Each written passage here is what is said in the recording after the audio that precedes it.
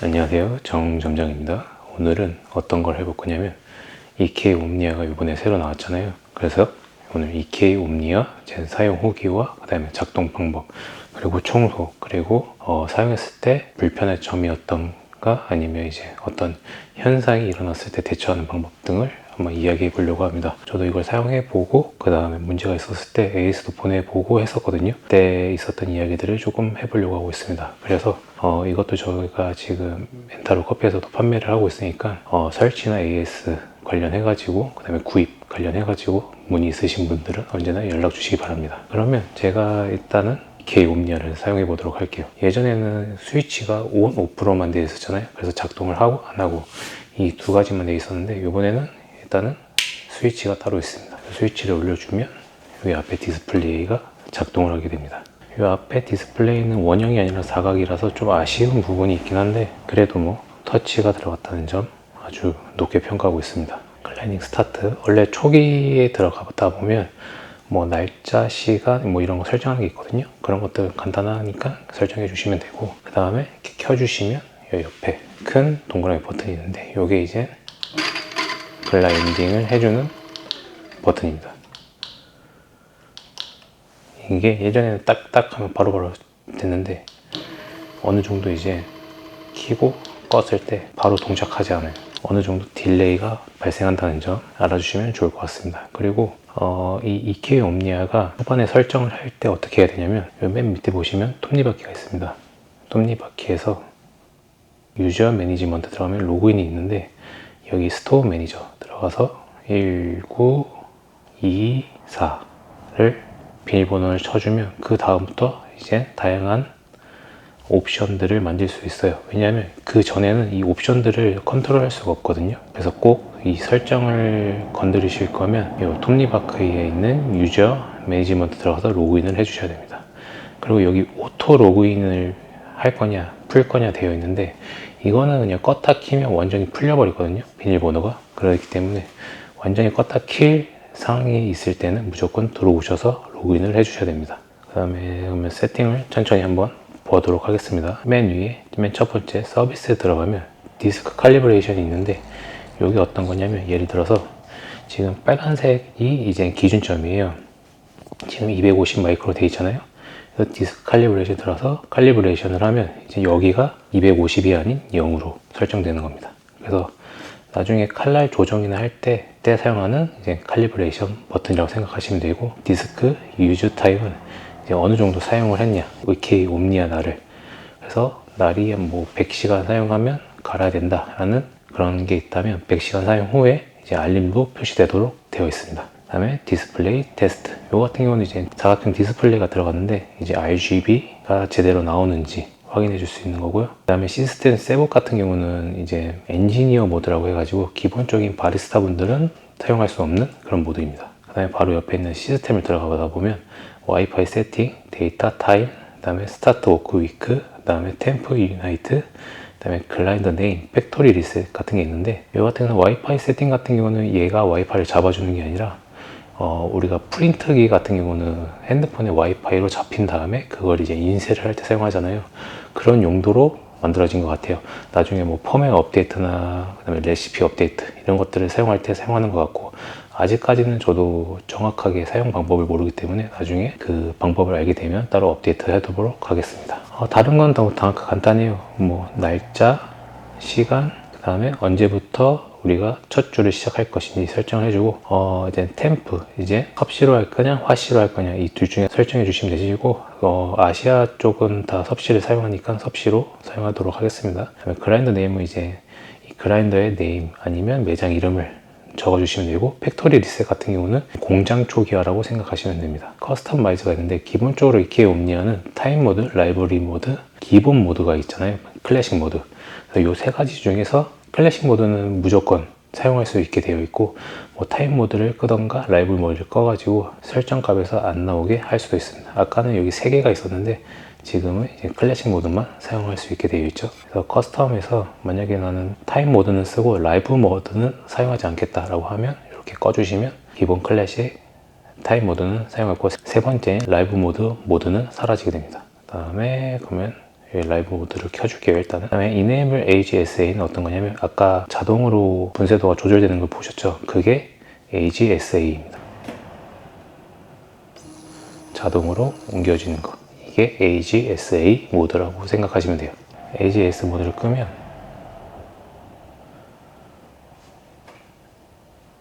자동으로 바뀌지 않죠? 그래서 웬만하면 저 모드는 끄지 않고 계속 사용하면 됩니다.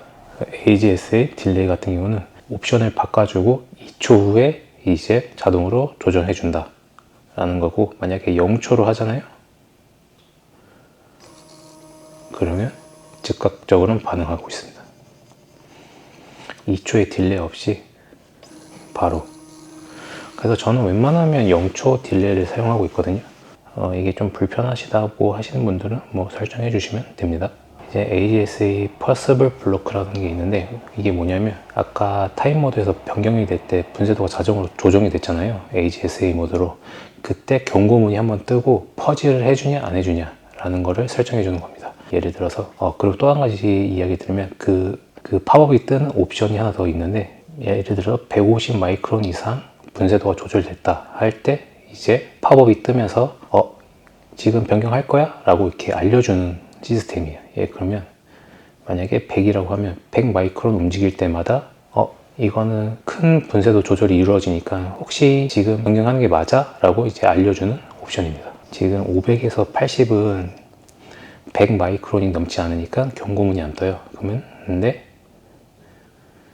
이렇게 500에서 100으로 옮기려고 하니까 아까 얘기했던 것처럼 경고문이 떠주고, 그 다음에 요거는 이제 퍼지를 하면서 분쇄도를 조정할 거냐 아니면 그냥 조절할 거냐 이렇게 되어 있습니다. 그러면 퍼지 스타트 해주면 자동으로 퍼지가 되면서 분쇄도 조절이 됩니다. 살짝 뭐가 떨어졌는데 보이셨는지 모르겠네요. 그래서 이런 설정이 있고, 그 다음에 스타트 스포트라이트 같은 경우는 여기 아래 LED가 나와요. 블라인딩 할 때 이렇게 LED가 나오는데 이 LED를 끄면 이렇게 LED가 나오지 않고 있습니다. 웬만하면 LED는 켜놓고 사용하는 게 좋겠죠. 그 다음에 스탠드 바이 타임이 뭐냐면 이제 대기 시간이 10분 정도 사용하지 않고 있으면 이제 LED가 자동으로 다운되는 그런 기능입니다. 슬립 모드라고 생각하시면 돼요. 그 다음에 세팅 이그직 타임은 세팅에서 만약에 내가 이렇게 켜놓고 나갔어. 근데 10분 동안 작동을 하지 않아. 그러면 다시 이제 클래식 모드나 타임 모드로 나와지는 그런 모드입니다. 그 다음에 블라이트 같은 경우는 이제 LED의 밝기를 조정하는 겁니다. 근데 6하고 7하고 엄청 큰 차이가 있네요. 거의 절반이 사라지네. 아무튼 이렇게 볼 수 있습니다. 브라이트 같은 경우는 뭐 실내나 실외에서 상관없이 다 10으로 풀로 사용하면 좋을 것 같아요. 그 다음에 쇼 RPM 같은 경우는 여기 보시면 이제 온도만 표시되고 있죠. 근데 RPM을 보여달라고 설정을 하면 이게 터치가 작아가지고 여기 보시면 온도도 표시되고 그 다음에 RPM도 표시됩니다.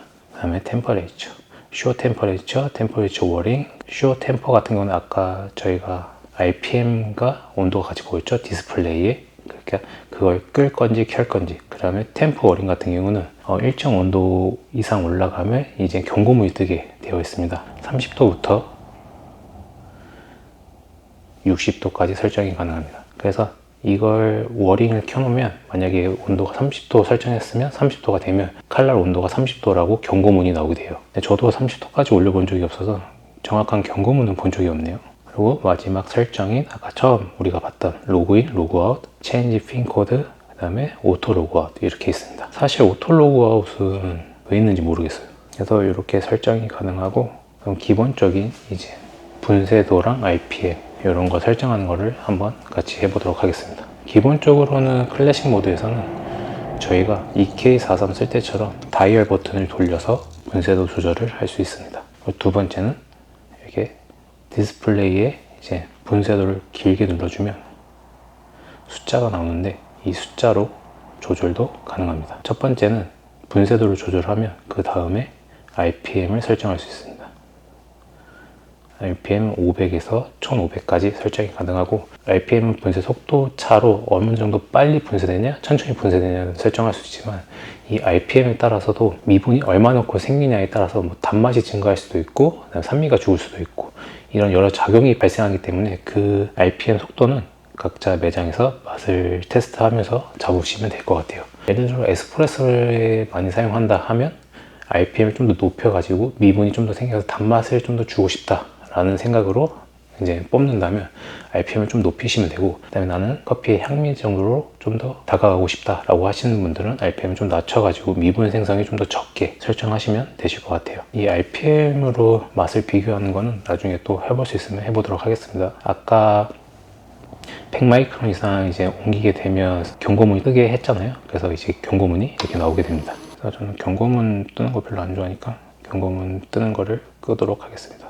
그래서 기본적인 세팅은 여기 가운데 눌러서 분쇄도 RPM을 저장하면 딱 된다.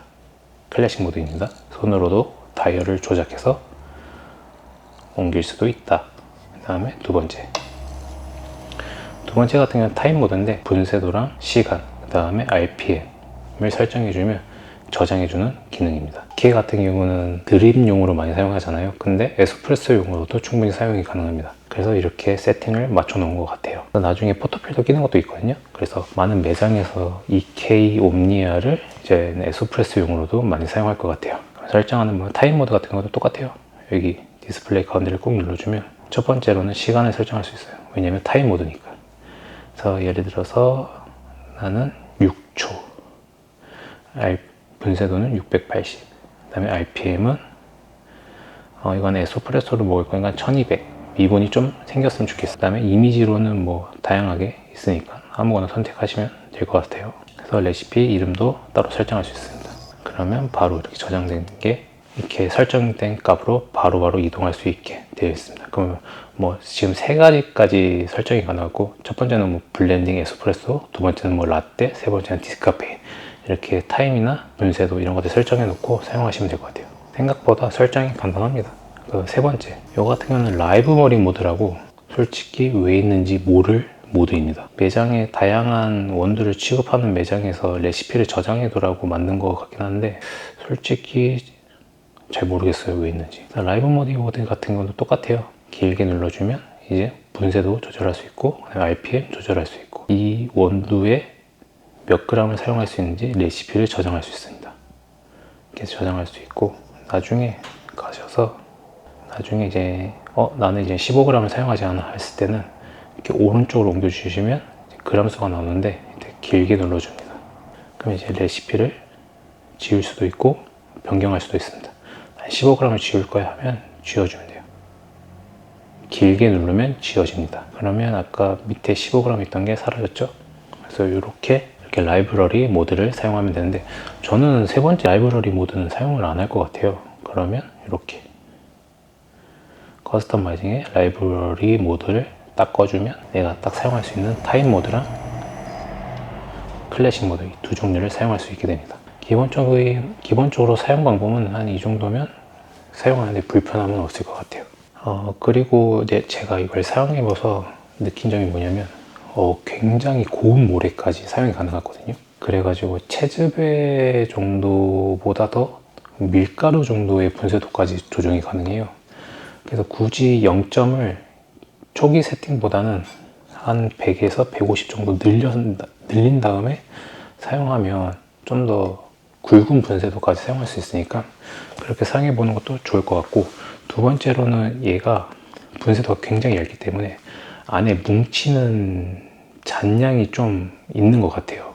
뭐 핸드드립용으로 분쇄를 할 때는 잔량이 그렇게 많이 안 나는 것 같은데 분쇄도가 낮으면 낮을수록 안에 뭉치는 게 생기는 것 같거든요.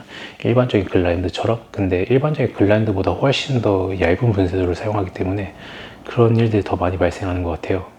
그래서 채즙의 정도까지 매장에서 사용하지 않는다, 분쇄도가 밀가루까지 분쇄도를 사용하지 않는 매장들은 웬만하면 150 정도 늘린 다음에 0점을 다시 맞춰가지고 사용하시면 좀 더 좋을 것 같아요. 그냥 그건 제 개인적인 이야기입니다. 그리고 얘를 에스프레소용으로 많이 사용하다 보면 글라인더를 켰을 때 원래 굉장히 조용하거든요. 근데 안에서 드드드드드 약간 걸리는 느낌? 약간 두두두 하는 소리가 날 때가 있어요. 그거는 이 글라인더가 고장이 난 게 아니라 안에 뭉친 것들 때문에 그런 소리들이 나는 거거든요. 그때는 그냥 한번 퍼즐을 해주던가 아니면 뚜껑을 따가지고 안에 미분 청소를 좀 해주시면 그런 소리는 사라지게 될 것입니다. 아니면 그 타임 모드 할 때 분쇄도가 뭐 100 이상 옮겨왔을 때 퍼지를 하면서 분쇄도를 옮길 거냐, 그런 설정을 아까 해주시면 경고문을 뜨게 하면 퍼지를 하면서 분쇄도를 조정해 주거든요. 그걸 설정해 주면 안쪽 퍼지까지 같이 해주니까 그렇게 활용하셔도 될 것 같습니다. 기본적인 설정과 이제 제가 사용했을 때 불편했던 점, 그리고 발생했던 이상현상 같은 것도 알려드렸는데, 영상 보시고 또 궁금한 점 있으면 답변도 해드릴 테니까 댓글 남겨주시고, 그 다음에 구매 원하시는 분들도 지금 인터넷 최저가보다 낮게 해드릴 테니까 언제든지 연락 주시면 감사하겠습니다. 지금 EK43에서 발생하는 문제점을 제가 다 경험했던 걸로 기억을 하고 있거든요. 이 뚜껑 딸 때도 엄청 힘들었어요. 근데 그 뚜껑 따는 게 제가 해결 방법도 잘 알고 있거든요. 이제 이 편으로는 청소하는 법, 그 다음에 뚜껑 따는 법, 그렇게 한번 영상을 한번 찍어 보도록 하겠습니다. 감사합니다.